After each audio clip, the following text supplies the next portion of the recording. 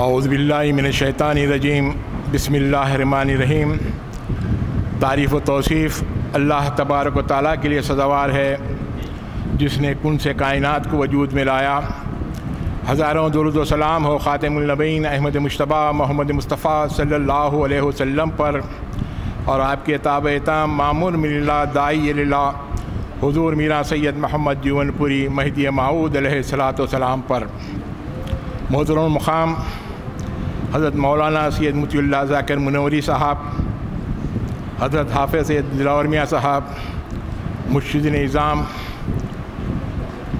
عزیز ساتھیوں، علی جناب صادق محمد خان صاحب اور دیگر عزیز ساتھیوں، اور مہمان خصوصی نواب محمد بہادر خان صاحب اور ڈاکٹر احمد علی خان صاحب۔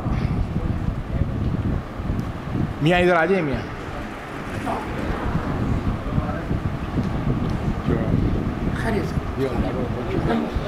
شکریہ۔ ابھی صدر ادارہ محب قوم حضرت محمد نعمت اللہ خان صاحب صوفی نے ادارے کی کارکردگی پر روشنی ڈالی۔ یقین جانیے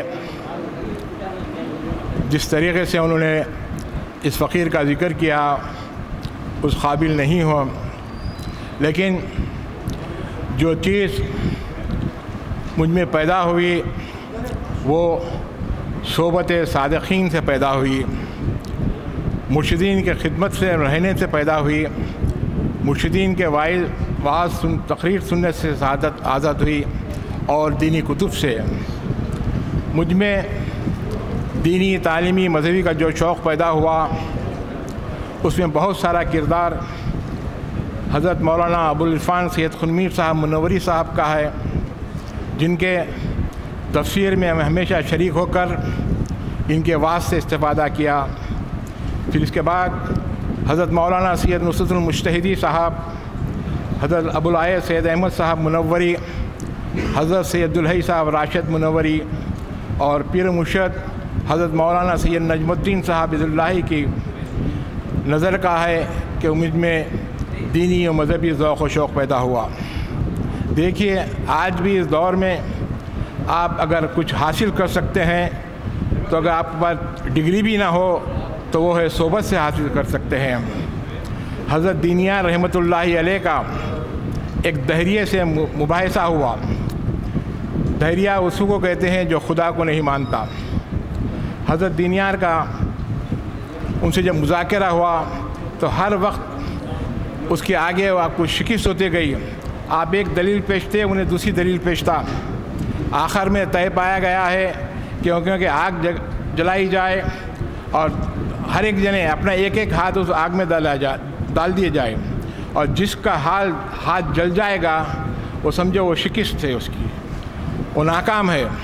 تو غرض آگ جلائی جاتی ہے، ادھر دہریہ بھی اپنا ہاتھ ڈالتا ہے اور ادھر حضرت دینار بھی اپنا ہاتھ ڈالتے ہیں، لیکن کسی کا بھی ہاتھ نہیں جلتا۔ تو حضرت دینیار رحمۃ اللہ علیہ رونے لگتے ہیں کہ میں نے اتنی عبادت کی، اتنی ریاضت کی، میں آج ایک دہریے سے آگے شکست کھا گیا، اس کا بھی ہاتھ نہیں جلا، میرا بھی ہاتھ نہیں جلا، آخر کیا بات ہے۔ اسی طرح افسوس کرتے رہے۔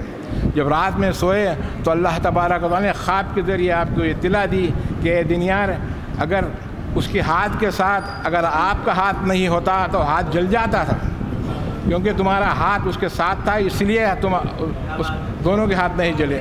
تو اس سے معلوم ہوتا ہے صحبت صادقین کی اہمیت ایسی ہے۔ تو اس لیے خلیفۃ اللہ حضور مہدی موعود علیہ السلام نے صحبت صادقین کو فرض فرمایا۔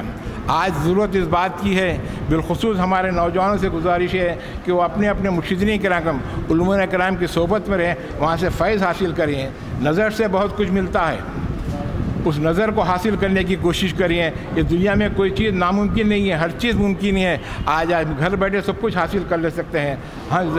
ہم جہاں تک ہو سکے زیادہ سے زیادہ وقت نکال کر اپنے مرشدین سے دینی محفل میں شریک ہو کر استفادہ کریں، یہی چیز کام آنے والی ہے۔